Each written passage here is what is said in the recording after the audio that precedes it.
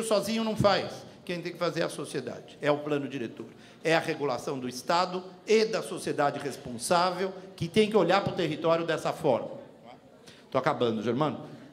Por fim, adequação do zoneamento às ocupações de baixa densidade. Por exemplo, vai ser um tema importante aqui hoje, eu tenho certeza, a Praia do Batumirim. Não é? Então, havia uma área aqui toda em 2004 de Z4OD e passou a ser Z2, fez-se uma adequação. Já havia uma parte ao longo da praia que era uma Z3 e propôs-se uma Z4OD, que é baixa densidade, Z4OD é só 40%.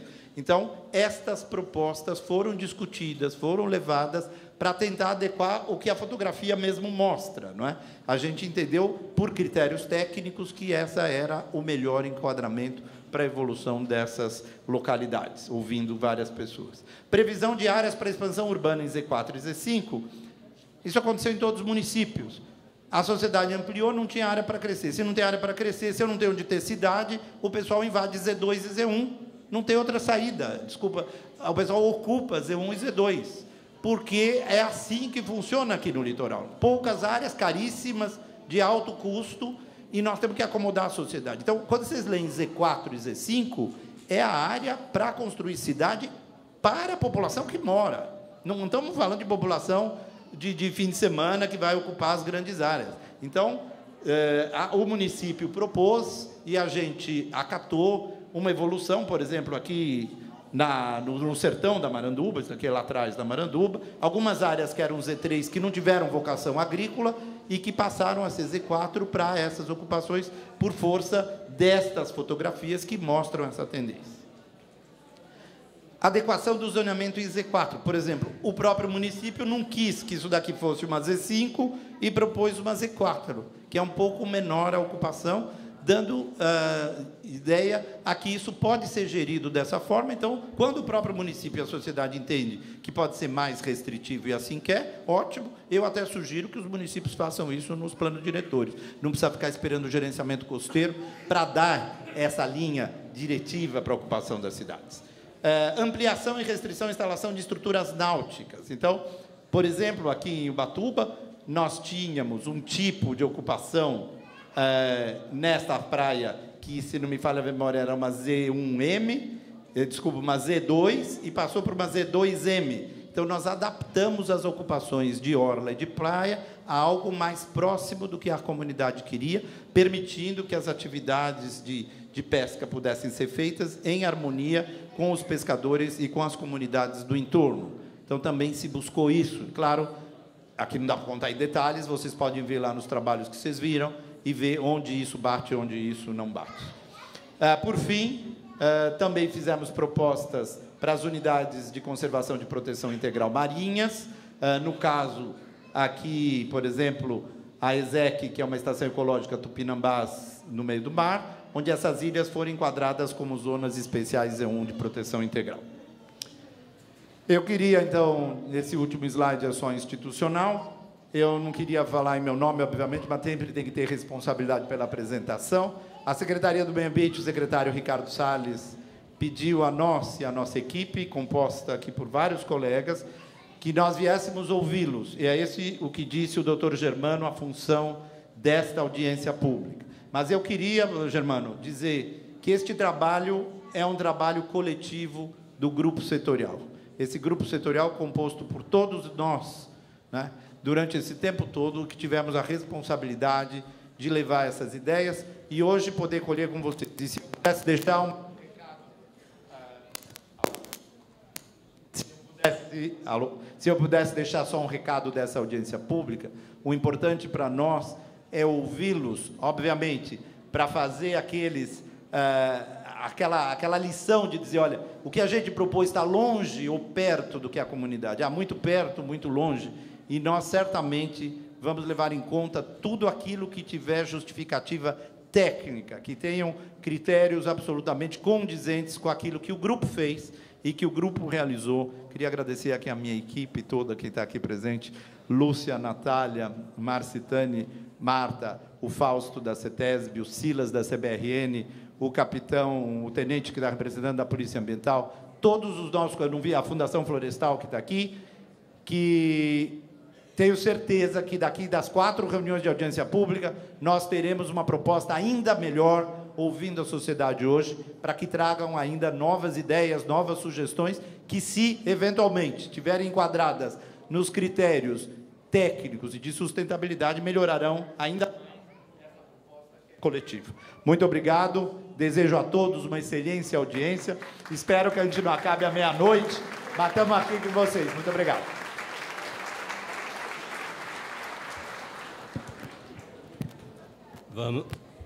Vamos então à segunda parte, aquela em que falam os senhores agora, segundo aquela ordem descrita no início da audiência pública. Já tenho inscritos no primeiro segmento, o do Ministério Público, 5 minutos para cada um.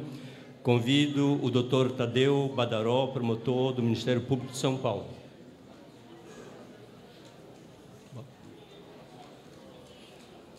Depois dele fala a doutora Maria Capucci.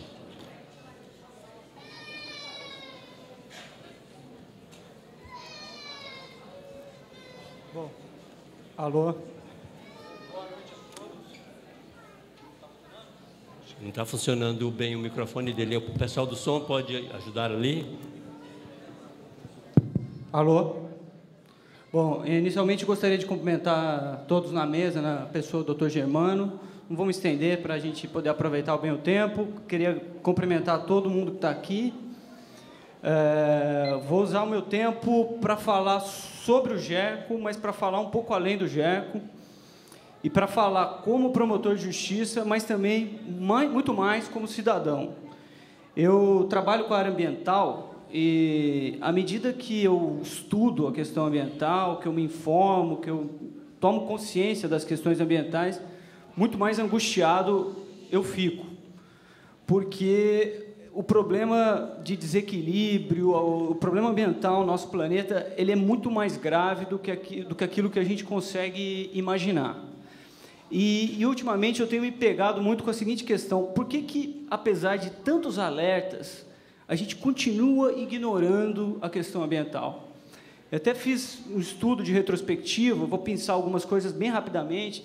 Na década de 60, quando começou o movimento ambientalista, eles alertavam a sociedade sobre o problema hídrico, o problema da água. Dizia que, se a gente continuasse com esse nosso modelo de desenvolvimento, em 50, 60 anos, a gente teria problemas de crise hídrica. Essas pessoas foram taxadas como catastrofistas, ambientalistas xiitas, e hoje a gente vê grandes, imensas partes do planeta sofrendo processos de seca irreversível. Nós, aqui no estado de São Paulo, já sofremos nossa primeira crise hídrica, não vai ser a única. Aqui no litoral ainda não, mas esse é um problema que também vai chegar a gente. E apesar disso, a ciência avisou, mas a política ignorou, a sociedade ignorou. Na década de 90, o painel interamericano de mudanças climáticas da ONU fez a seguinte projeção, dentre outras tantas, que o planeta, se a gente continuasse com o nosso modelo de desenvolvimento de sempre, iria aumentar sua temperatura no mínimo 3,5. Aumentou 3,9. A ciência avisou, a política ignorou, a sociedade ignorou. Agora eu vou ler rapidamente para vocês algumas previsões para os próximos anos, para até 2050. A energia, a demanda deve crescer em 80%, sendo que 85% dessa energia deve continuar sendo ofertada por combustíveis fósseis. As emissões de gás carbônico vão aumentar 50%, incrementando o efeito estufa, para elevar o aquecimento do global a uma temperatura entre 3 e 6 graus. A poluição do ar agravará os problemas de saúde pública, se somando à falta de acesso ao saneamento básico. O crescimento da demanda por água potável irá se agravar e aumentar o estresse já existente. A demanda deve crescer 55%. Eu estou dizendo isso tudo por quê? Para a gente ir embora para casa achando que vai tudo acabar e a gente tem que desistir e entrar num buraco? É claro que não. Tem como corrigir rumos. A gente precisa fazer algumas mudanças importantes. A gente precisa mudar nossa matriz energética, que hoje é dependente dos combustíveis fósseis, e trabalhar com energia limpa. A gente precisa mudar muito a nossa relação de consumo. A gente consome demais, e a gente acha que a gente vai ser feliz se a gente consumir mais, Quanto mais a gente consumir, mais feliz a gente vai ser. O planeta não tem recursos para suportar todo esse consumismo que a gente tem dentro da gente. E uma das questões mais práticas para a gente resolver esse problema é plantar, é floresta. A gente precisa de mais florestas. E aí que a questão dialoga diretamente com o que a gente vai discutir aqui. A gente vai discutir em quais áreas do nosso território nós vamos conservar nossas florestas, em quais áreas nós vamos recuperar nossas florestas e quais nós vamos sacrificar. Essa é a discussão. E eu espero que, apesar de todo esse histórico de ignorar a ciência, a gente, enfim, em algum momento, passe a escutar a ciência e incorpore essa preocupação de fato, né? É como se a gente tivesse, desde a Revolução Industrial... Desde essa ideia de desenvolvimento que a gente está acostumado, é como se a gente estivesse num barco indo em direção à rocha. O que a gente está discutindo hoje nós vamos acelerar esse barco em direção à rocha. Nós podemos também não acelerar, mas a gente continuar na mesma toada, no mesmo caminho. Ou nós vamos corrigir esse rumo, ou nós vamos virar esse barco. E para isso, senhores, não adianta a gente ficar esperando os nossos governantes, não adianta esperar nada deles. Os nossos governantes, e aí eu falo em todas as esferas municipal, estadual, federal, eles não têm essa capacidade. Eles são limitados na capacidade de entender. Hoje está muito hegemônico o discurso de que tem que fazer a máquina girar. E alguns governantes, no melhor dos casos, até conseguem fazer isso. Fazer o motor girar, fazer a roda girar, fazer o barco caminhar mais rápido. Mas eles não têm a menor ideia de para onde eles estão nos levando. Eles não têm essa capacidade, eles não conseguem enxergar 4 palmos à frente do nariz.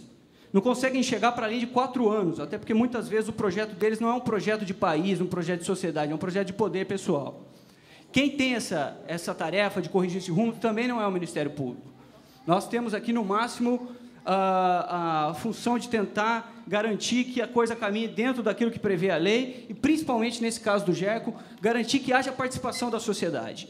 E isso, dentro das limitações, dentro das dificuldades, está sendo permitido pelo Grupo de Gerenciamento Costeiro. Essa participação, isso é prova disso, hoje é prova disso, né? E, nesse sentido, quando faço críticas às estruturas governamentais, com certeza elas não se referem às pessoas que estão aqui, que muito dignificam as funções que realizam. Falo de uma forma geral, falo daqueles que realmente têm o poder de determinar os rumos. E, no fundo, quem tem esse poder são vocês.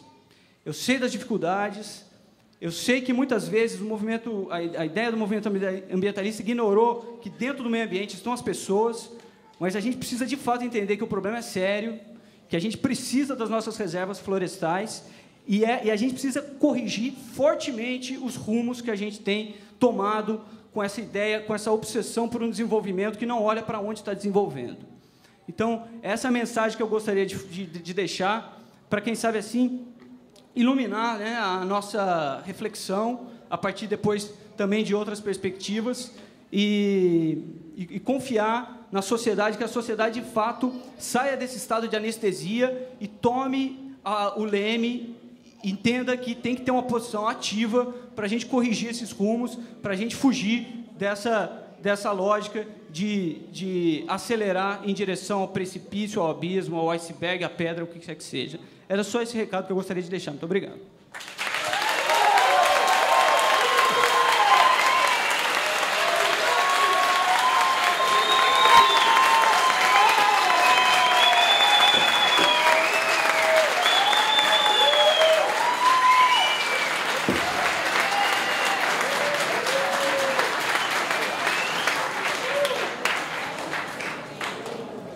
A doutora Maria Capucci declinou de falar para que eu pudesse permitir que ele fosse até onde ele gostaria de ir e dissesse o que precisava dizer.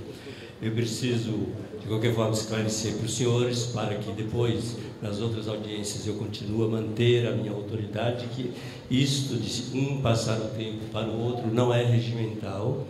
O que o regimento das audiências prevê é que os representantes de entidades civis, as ONGs, 2 ou 3 ONGs que queiram fazer um discurso um pouquinho mais longo, Em vez de falar cada um 5 minutos, elas podem se inscrever conjuntamente e aí terão 10 minutos. Eu não iria, obviamente, criar polêmica aqui agora, simplesmente fui mais permissivo, deixei que o promotor pudesse levar o seu discurso até o fim, mas que isso não me seja jogado depois. Lá o senhor permitiu, se numa audiência posterior eu vier a dizer nós não vamos permitir e vamos cumprir o regimento, porque é isso que me mantém com autoridade nessas audiências públicas. Muitos dos senhores aqui já me conhecem de muitos anos, é o fato de eu ser o primeiro seguidor da norma.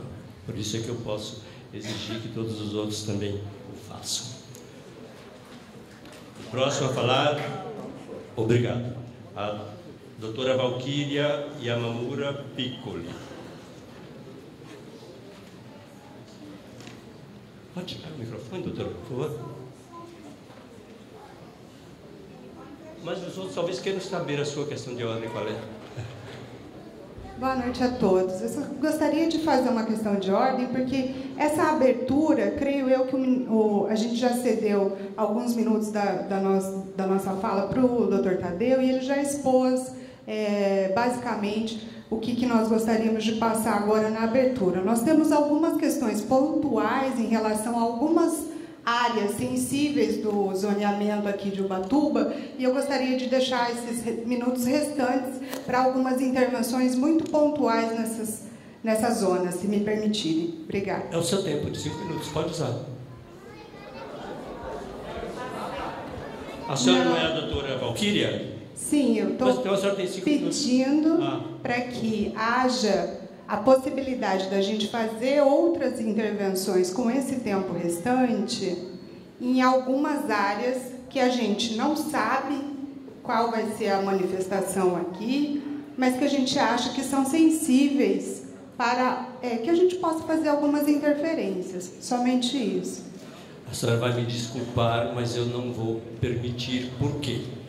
Porque senão eu vou perder o controle da audiência pública aqui. Um momentinho, ela vai ter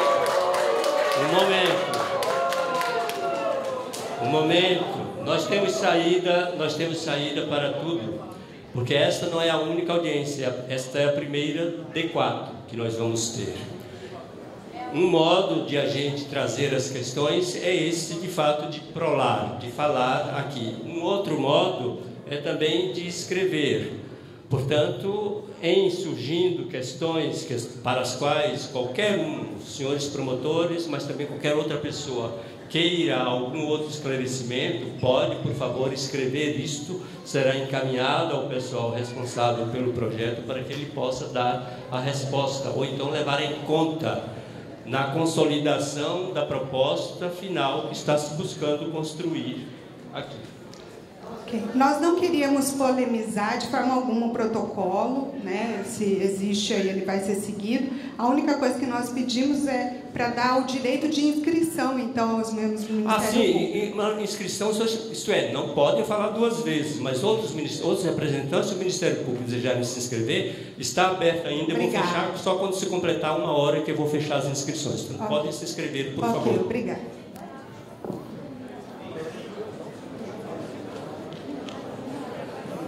Não tenho, por enquanto, outros representantes do Ministério Público. Eles serão colocados entre os órgãos públicos que poderão falar ainda, portanto. E passamos agora para os representantes das entidades.